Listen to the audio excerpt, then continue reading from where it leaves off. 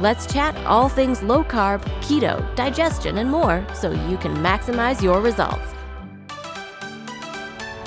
Do you still struggle to commit to keto because you're still having uncontrollable episodes of binge eating? While keto can be helpful when it comes to overcoming binge eating, because who really wants to binge on the real foods that we're meant to eat, like high quality proteins, fats, and veggies, if you're not able to stick with keto for more than a few days at a time because you can't overcome the urge to binge on all things cookies, cakes, chips, and fast food, then keto isn't a diet that will work for you. At least not until you get to the root of why you're binging in the first place.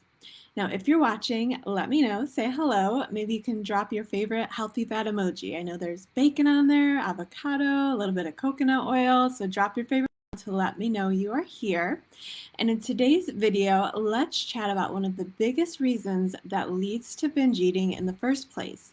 Yes, you have heard it here before, but today I'm going to break down exactly why having poor digestion leads to binge eating, especially when you try to force a high-fat, moderate protein diet like keto that you haven't properly prepared your body for in the first place.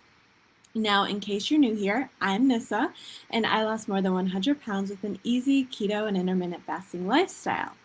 I struggled for decades with the same methods that we all learn in the mainstream, but ever since I found a better way to lose weight, I teach women how to ditch yo-yo diets for good with my Ready Set Keto method. Okay, let's get into talking how taking time to improve your digestion is leading to your uncontrollable urges to binge when you don't take time to improve that, even though you swore you'd stick to your keto diet this time around. So, number one is digestion, and if you haven't guessed it yet, digestion is always number one. And really, it's the only major point I have to talk about during today's video. Now, I promise digestion won't be number one for every single video you watch from here on out, but if your digestion isn't functioning as it should, it's a way bigger deal than you think, even if, and especially if, you don't think you have any digestive problems to start with. Now, not everyone does have problems digesting fat and protein in their meals, so I don't want you to rush out and buy the supplements that I talk about unless you really truly need them because they won't help you. But if you have been stuck in yo-yo diets for some time, I want you to really pay attention when I talk about digestion because you're truly getting to the root of your weight loss issues when you work on improving this. Now, when I first got started, I didn't think I had any digestive problems. But I soon learned after years of yo-yo diets, coupled with years of taking medications to cover up the side effects that come from too many yo-yo diets, I had some pretty major digestive issues to fix up. Something else I never realized I struggled with was binge eating.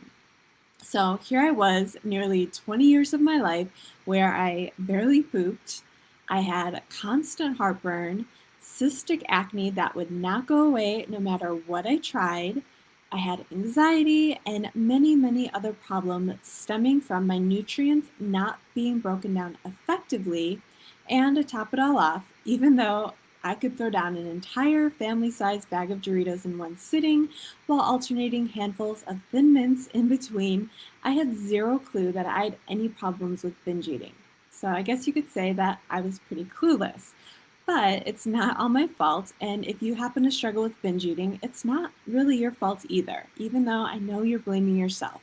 Because no one really ever taught you how to get to the root of the problem that is associated with binge eating. You're simply taught to control your calories to meet that calories in versus calories out quota, and when you physiologically just can't do it, then the blame is placed right back on you for not having any willpower. And you probably learn to blame yourself for the very same thing. So I never thought that I was a binge eater until one day it actually came up on a podcast interview with Jessica Tai.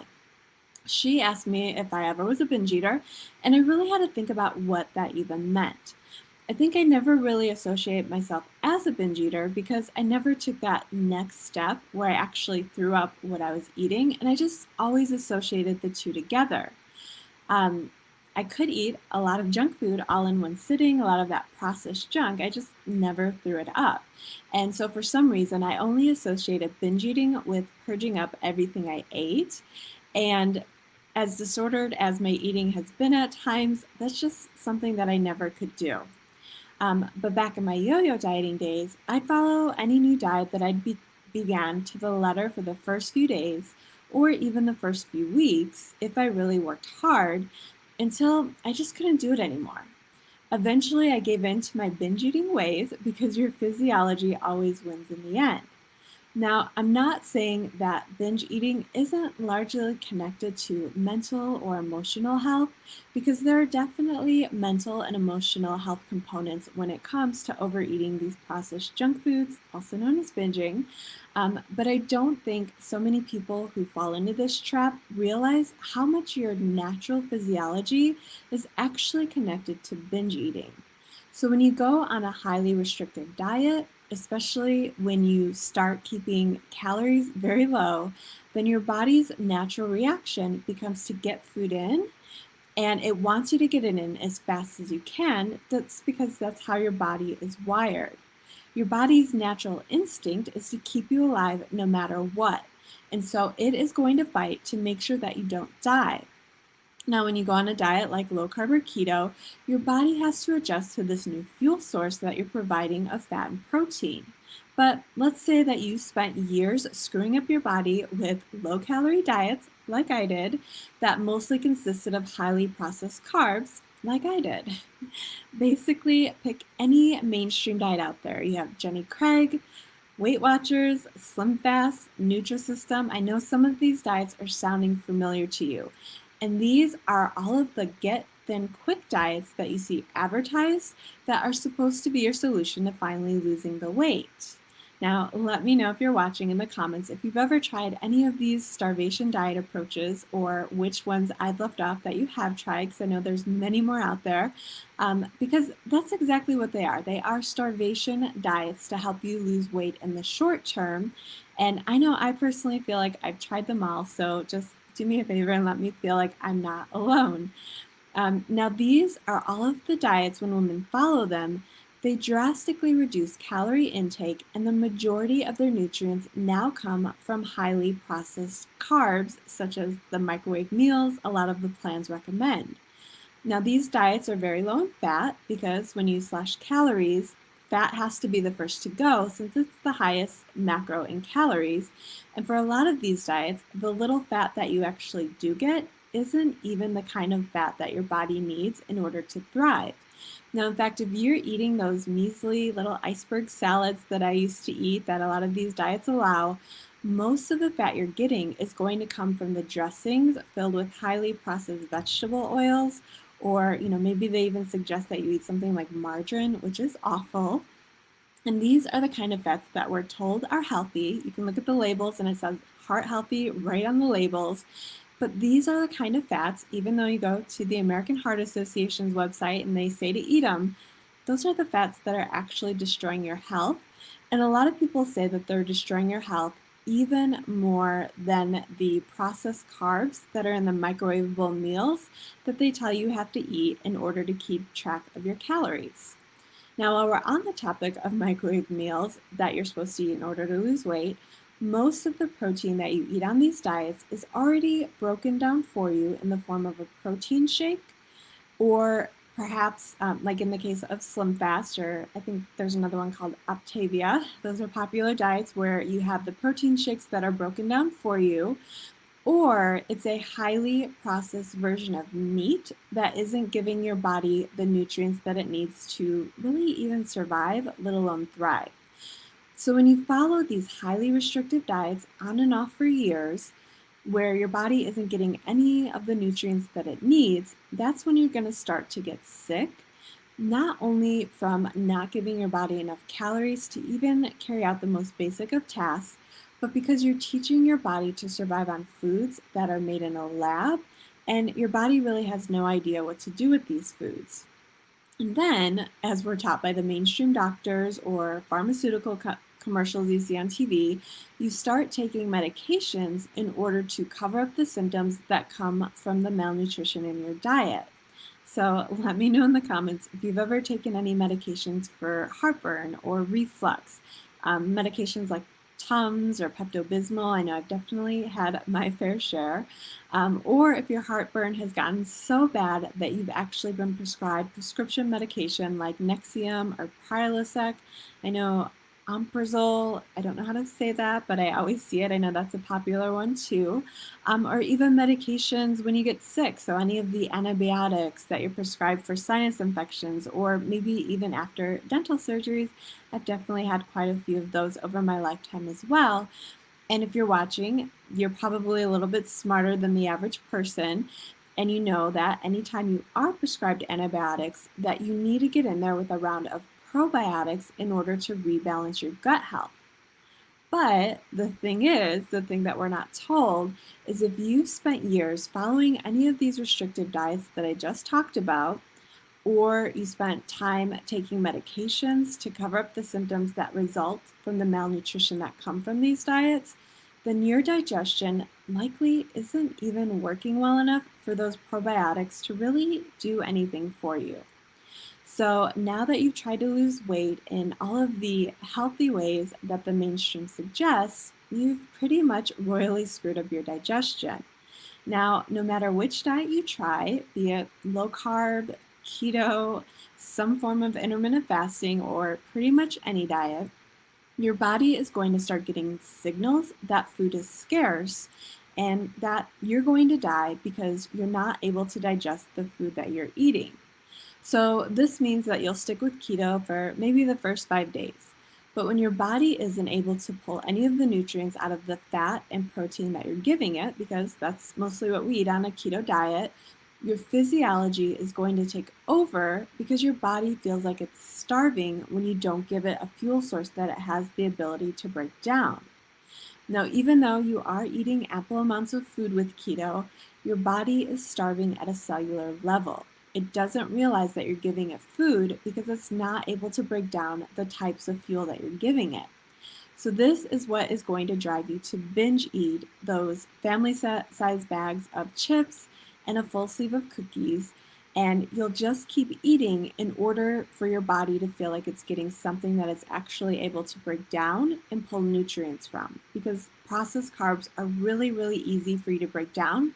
You don't even really need stomach acid for that to happen.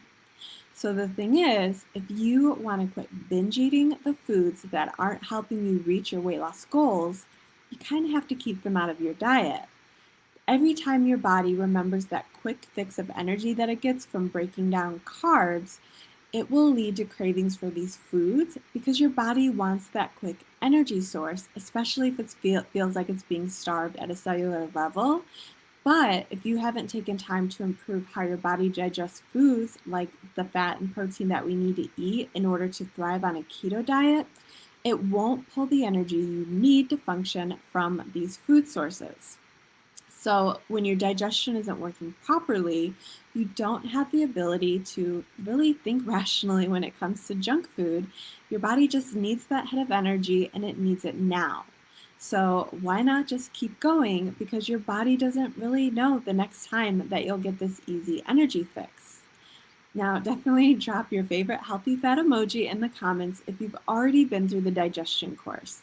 And if you haven't, if I'm not seeing those healthy fat emojis from you, definitely pay attention right now, because I'm going to break down why digesting the fat and protein you eat on keto is so important if you want to get past binging and stick with keto for the long term. Now, we both know that healthy fats and protein that make up a keto diet is a way better fuel source than you're going to get from those potato chips and cookies, which will give you a quick energy fix and then it will lead to a crash. But your body physiologically doesn't care about high quality nutrients when it feels like there's an emergency. Your body cares about that easy to break down fuel so you don't die. And now your body is so starved on a cellular level that even if you've been eating all of the macros as is suggested by your macro app, or if I calculated your macros for you, then you'll just zone out and keep eating all of the easy breakdown carbs that you can shove into your mouth. And then you feel bad about cheating on your diet, and like Diet Society has trained you, you will blame yourself for cheating on keto. You'll blame yourself that you can't stick to this diet that everyone else is getting these amazing results on. And you're going to wonder how people even do it, because you can't even stay away from a bag of chips long enough to get into ketosis. So part of getting past that cycle of binging is getting to a point where your body can digest the foods that you're giving it that will help you reach your goals. As we like to talk about in this group, all things weight loss really start with digestion. So if you're not digesting even the high quality food that you're feeding yourself, then your body isn't getting the nutrients it needs, and your brain will panic and ask you to keep shoveling in more food. But, no one's busy binging on high quality organic meats and veggies, at least not that I'm aware of. And most people don't have the ability to binge on fat, even on keto, because eventually you're going to get to the point where you just start to feel really nauseous, or you're going to have to rush to the bathroom singing diarrhea, cha cha cha. So since your body is never getting the nutrients that it actually needs for basic functions from these low quality processed carbs that you often binge on, your physiology will keep driving you to seek out more and more, right up to the point when you just end up hating yourself because you feel so out of control when all you wanted to do is just stick to your keto diet. So yes, binge eating can be a psychological problem. I'm not arguing with anyone that there is a mental and emotional aspect to it. And I'm not a doctor by any means. So everything we talk about here it's never medical advice. It's just simply what I've learned, mostly because I've had to learn it about myself. I've been to the doctors and I didn't get the help I needed there. So these are things that I've had to learn on my own. And now that I have them down, I'm here to teach you things that I learned that took me really decades to get the answers to. So if you were around for last week's video, I told you that my podcast partner TC often says that any psychological problems that you deal with that or maybe you feel like a level 10 out of 1 through 10 can be taken down to a 2 or a 3 when digestion is functioning as it should. So hopefully going through how working to improve digestion can help you finally get past binge eating so you can finally stick to keto. Hopefully this video demonstrates exactly what that means. Now, if you don't have digestion working as it should, and you still have emotional issues tied to what you eat, you really don't stand a chance at dealing with these issues successfully until your food is actually being broken down into usable nutrients, and that's what happens when you work to improve your digestion. The more processed a food is, the less work your body has to do to break these foods down. So the more you'll crave these highly processed junk foods, and the less likely you are to cheat on keto or binge eat. And that means you'll be able to stick with keto long term. Rather than not fixing your digestion, you probably won't be able to stick with it no matter how hard you try. I can tell you this from 20 years of personal experience because I tried low carb diets for decades, and until I got my digestion in working order, it never stuck. So when your digestion is working as it should, it will take any of those emotional triggers you have around food from that level of 10 down to like a 2 or a 3, and it just makes it so much easier to control yourself on the times that you want to binge on the processed junk food. When you're not constantly being triggered to binge on processed junk because now your body has the ability to break down the fat and protein that you're giving it effectively, that's when it will become easier for you to finally stick with keto.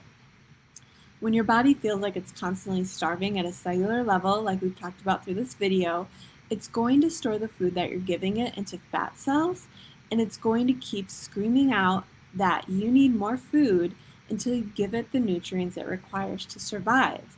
But when you're not able to break down the healthy foods that you're eating because you're not able to digest it, that's when binging comes back into the picture, no matter how hard you try.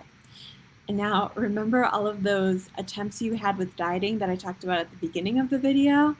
Let me know in the comments if you can remember how many different diets you've tried. Likely, you'll be here for a while listing all those. Now, all those attempts and medications that you used to cover up the symptoms from those attempts destroyed your ability to break down the foods that you're trying to eat on keto now. The process of digestion is basically you use it or you lose it function.